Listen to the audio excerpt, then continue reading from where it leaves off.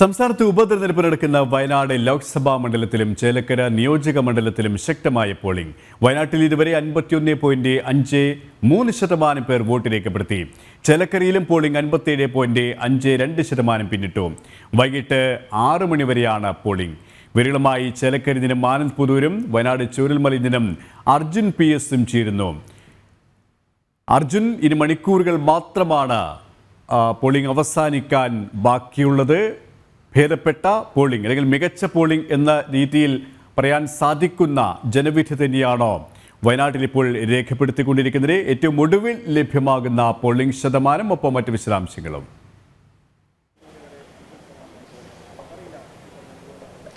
തീർച്ചയായും ഇപ്പോൾ സൂചിപ്പിച്ച പോലെ തന്നെ 50% മുകളിൽ ആ പോളിംഗ് പോയിട്ടുണ്ട്. ഇത് വ്യക്തമായി തന്നെ നല്ലൊരു പോളിംഗ് ആണെന്നാണ് നമുക്ക് മനസ്സിലാക്കാൻ സാധിക്കുന്നത്. ഇപ്പോൾ ഞാൻ നിൽക്കുന്നത് ആ ചൂരൻമലയിലല്ല, കൽപ്പറ്റ SKMJയിലാണ്. രാവിലെ മുതൽ ഇവിടെ വലിയ തിരക്ക് അനുഭവപ്പെട്ടിരുന്നു. എന്നാൽ ഇപ്പോൾ ഒരു മന്ദഗതിയിലാണ് ഇപ്പോൾ പോളിംഗ് മുന്നോട്ട് പോകുന്നത്. ആളുകളൊക്കെ വളരെ കുറഞ്ഞു തുടങ്ങി. വൈകുന്നേരത്തോടു കൂടി ആളുകൾ കൂടുതൽ വരുമെന്നാണ് പ്രതീക്ഷിക്കുന്നത്. എന്നിരുന്നാൽ തന്നെയും കഴിഞ്ഞ തവണത്തേക്കാൾ ഒരു പോളിംഗ് ശതമാനം ഉണ്ടാകുമോ എന്നുള്ള ഒരു സംശയം ഇപ്പോഴുമുണ്ട്. 73% കഴിഞ്ഞ തവണ ഉണ്ടായിരുന്ന പോളിംഗ്. ആ 73% നിന്നും കൂടി അതൊരു 80% എത്താൻ സാധ്യതയുണ്ടോ എന്നുള്ളത് കൂടി പരിശോധിക്കേണ്ടിയിരിക്കുന്നു.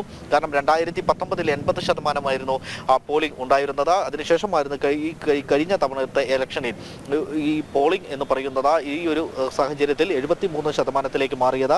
അത്തരത്തിൽ പോളിംഗ് കുറഞ്ഞത് ഒരു UDF-നേറ്റ കനത്ത തിരിച്ചടി തന്നെയായിരുന്നു കഴിഞ്ഞ തവണ നമുക്ക് വിലയിരുത്തിയിരുന്നത്. അതേപോലെ തന്നെ രാഹുലിന്റെ ഭൂരിപക്ഷം കഴിഞ്ഞ തവണ കുറയുന്ന ഒരു സാഹചര്യം ഉണ്ടായിരുന്നു. മാത്രമല്ല LDF-നെ സംബന്ധിച്ചിടത്തോളം അത്തരത്തിൽ തന്നെ ഒരു സാഹചര്യമാണ് ഉണ്ടായിരുന്നത്. ആനിരാജ മത്സരിക്കുമ്പോൾ PP സുനീറുമായി ബന്ധപ്പെട്ട PP സുനിൽ ഈ മത്സരിച്ച് കഴിഞ്ഞപ്പോൾ ഈ ഒരു ഉണ്ടായിരുന്ന ഒരു വോട്ടിങ്ങിൽ നിന്നും 10,000 വോട്ട് മാത്രമാണ് കൂടുതൽ ആനിരാജയ്ക്ക് നേടുവാൻ കഴിഞ്ഞത്. അത് ഇത്തവണയും അതിൽ കുറവ് വോട്ട് മാത്രമാണ് ആനിരാജ ഇത്തരത്തിൽ ഈ സത്യൻ വഗേരി പിടിക്കുക എന്നുള്ളതായിരിക്കണം ഈ വിലയിരുത്തൽ. അത്തരത്തിലുള്ള ഒരു വിലയിരുത്തലാണ് NDAയുടെ ഭാഗത്തു നിന്ന് ഉണ്ടാകുന്നത്. അതായത് ഇത്തരത്തിൽ സത്യൻ വഗേരിയുടെ ഒരു പോസ്റ്ററോ അല്ലെങ്കിൽ അത്തരത്തിലുള്ള ഒരു ഫോട്ടോ പോലും വിവിധയിടങ്ങളിൽ കാണാതിരിക്കുന്നത് അത് തികച്ചും UDF-നെ സഹായിക്കാനാണ് അല്ലെങ്കിൽ കോൺഗ്രസിനെ സഹായിക്കാനാണ് എന്നുള്ള ഒരു ആരോപണം NDA നേരത്തെ തന്നെ ഉയർത്തുന്ന ഒരു സാഹചര്യം ഉണ്ടായിരുന്നു. അതുകൊണ്ട് തന്നെ ഇത്തരത്തിൽ വലിയ രീതിയിൽ വോട്ടിംഗ് ശതമാനം കുറയുവാനുള്ള ഒരു സാധ്യത, ഈ ഒരു LDF-ന് വോട്ടിംഗ് ശതമാനം കുറയുവാനുള്ള ഒരു സാധ്യതയും നമുക്ക്